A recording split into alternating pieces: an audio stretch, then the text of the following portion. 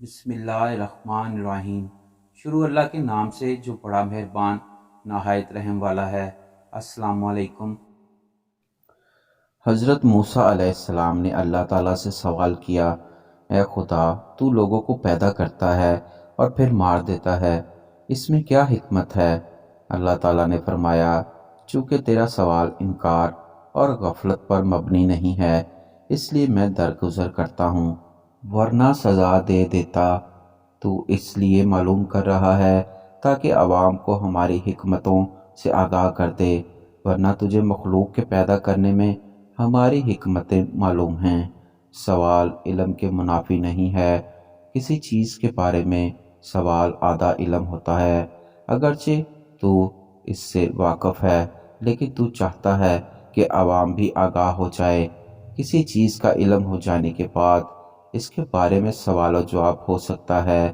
علم ہی گمراہی اور ہدایت کا سبب بنتا ہے، جیسا کہ نمی اور تری پھل میں شیرنی کے علاوہ تلخی بھی پیدا کرتی ہے۔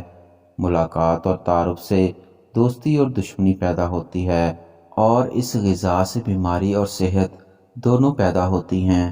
موسیٰ علیہ السلام، تو ناواقفوں کو حکمتوں سے واقف کرنا چاہتا ہے، اس لیے تو جاہل عارفانہ برت رہا ہے۔ ہم بھی اس کے علم سے انجان بن کر اس کو جواب دیتے ہیں۔ پھر میرے رب کریم نے جواب میں حضرت موسیٰ علیہ السلام کو حکم دیا، کھیتی بو دو۔ جب کھیتی تیار ہو گئی تو انہیں اسے کاٹنے کا حکم دیا، اور کاٹنے کے بعد حضرت موسیٰ علیہ السلام سے پوچھا، تو نے خود کھیتی بوئی، پھر اسے کیوں کاٹ ڈالا؟ حضرت موسیٰ علیہ السلام نے عرض کیا، کھیتی کے پکنے اور اس میں دانہ اور بھوسا تھا، دونوں کو ملا جلا دینا مناسب نہ تھا۔ حکمت کا تقاضا یہی تھا کہ دونوں کو الگ الگ کر دیا جائے گا۔ اللہ تعالیٰ نے پوچھا کہ یہ عقل تم میں کہاں سے حاصل کی؟